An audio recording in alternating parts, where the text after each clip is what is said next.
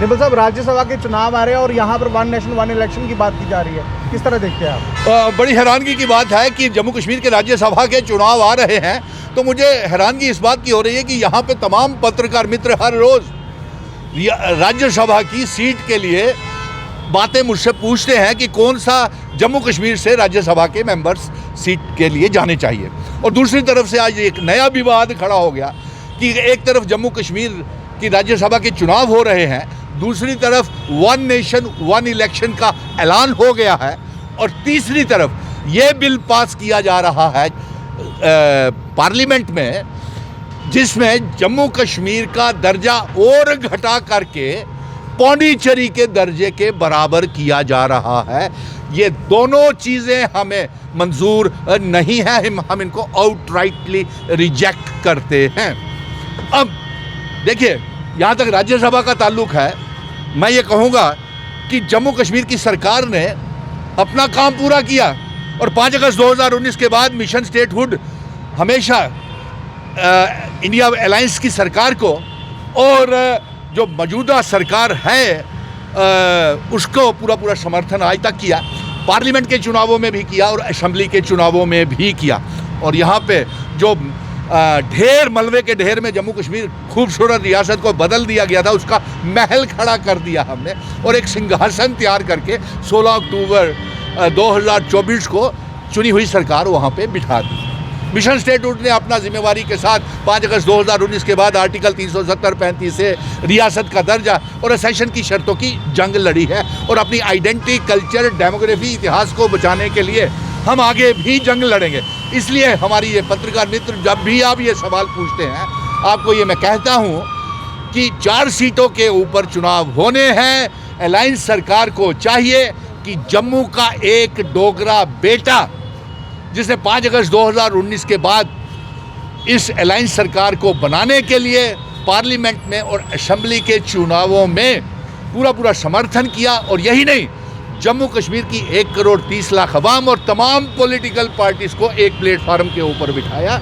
इसलिए जम्मू के डोगरा बेटा का राज्यसभा सीट के अंदर जाना बेहद ज़रूरी है, और ये राज्यसभा की सीट के लिए जो नॉमिनेशन हो, ये मिशन स्टेटहुड के जम्मू कश्मीर के डोगरा बेटे की होनी चाहिए, और ना ही किसी हारे हुए एमएलए या मेंबर पार्लियामेंट की होनी चाहिए, और ना ही किसी एक्स एमएलसी की होनी चाहिए। नंबर 1, क्योंकि ताकि हम ज़ोरदार तरीके से, अगर मुझे ये जिम्मेवारी देंगे और डिज़र्व भी करता हूँ, और अगर हमें ये पत्रकार मित्रों जिम्मेवारी मिलती है, तो जम्मू कश्मीर के तमाम मुद्दों को ज़िंदा रखने के लिए ज़ोरदार तरीके से महाराजा हरि सिंह जी का डोगरा बेटा इस आइडेंटिटी, कल्चर, डेमोग्राफी, इतिहास को बचाने की जंग राज्यसभा में लड़ेगा।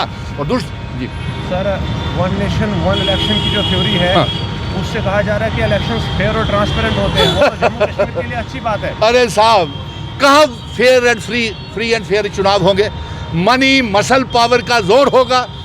जब 5 सालों के बाद रियासतों के और एमपीज़ के चुनाव होंगे, तो ना आपको 5 साल तक चुना हुआ एमएलए, विधायक और ना ही एमपी नज़र आएगा। कोई अकाउंटेबिलिटी नहीं रहेगी, करप्शन, भ्रष्टाचार, लूट खसूट और बढ़ जाएगी। जम्मू कश्मीर की अपनी मुश्किलें हैं। अब मुझे बताइए, किसी रियासत में उसको डिज़ॉल्व करना है या ठीक से काम नहीं कर रही, एंटी नेशनल काम कर रही है, करप्शन बढ़ा रही है, उम्मीदों पे खरी नहीं उतर रही, तो वो आप कैसे डिज़ॉल्व करेंगे?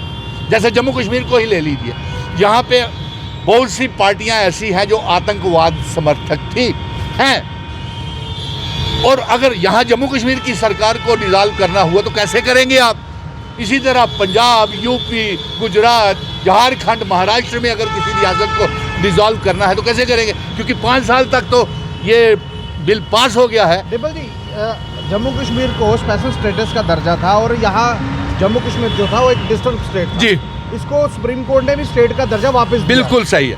हाँ, आपने बिल्कुल सही कहा। पत्रकार मित्रों, आप सारे यहाँ वरिष्ठ सीनियर जर्नलिस्ट हैं यहाँ पे, जो आज मुझे एक कटारे में राज्यसभा को लेकर के, वन नेशन वन इलेक्शन को लेकर के, और जो पहले हमें जम्मू कश्मीर को, मेरे पत्रकार मित्रों, बर्बाद किया गया डिलिमिटेशन कमीशन लागू करके। उसमें जम्मू कश्मीर, जम्मू की सीटों को, पुंछ राजौरी को अनंतनाग के साथ जोड़ दिया और तमाम बर्बाद हो गया जम्मू कश्मीर की डेमोग्राफी। फिर उसके बाद रीऑर्गेनाइजेशन करके सारी ताकतें जो थी चीफ सेक्रेटरी और लेफ्टिनेंट गवर्नर को दे दी और अब उससे भी एक बिल दाखिल करके जम्मू कश्मीर को अमेंडमेंट करके वो रीऑर्गेनाइजेशन को अमेंडमेंट करके उसको हमारा दर्जा और घटा रहे हैं जम्मू कश्मीर का।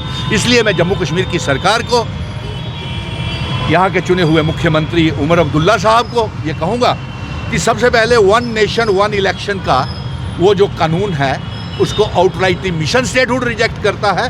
जम्मू कश्मीर की सरकार और तमाम पॉलिटिकल पार्टीज को रिजेक्ट करना चाहिए। नंबर 2, मैं ये कहूँगा कि आपने जम्मू कश्मीर की सरकार ने, उमर अब्दुल्ला साहब ने रिसीट डिस्पैच नंबर लगाया और स्पेशल स्टेटस का रेजोल्यूशन और स्टेटहुड का रेजोल्यूशन राजभवन भेज दिया। उन्होंने भी अपना डिस्पैच और नंबर लगा करके वो केंद्र को भेज दिया, प्राइम मिनिस्टर और होम मिनिस्टर तक। उन्होंने भी रिसीट और डिस्पैच नंबर लगा के प्रेसिडेंट को भेज दिया। प्रोग्रेस क्या है? We want to know, the people of Jammu and Kashmir want to know what's the progress of restoration of J&K state. What's the progress of our special status article 370 and instrument of accession conditions? Why are you not implementing our state subject system? We want to know. और दूसरी तरफ हमारी dual सरकार यहाँ चल रही है। Bharatiya Janata party चुनी हुई सरकार को काम नहीं करने दे रही। एक लेफ्टिनेंट गवर्नर, दोहरी ताकत यहाँ पे चल रही है। एक सरकार एलजी साहब चला रहे हैं, दूसरी चुनी हुई सरकार चला रही है। अब लोगों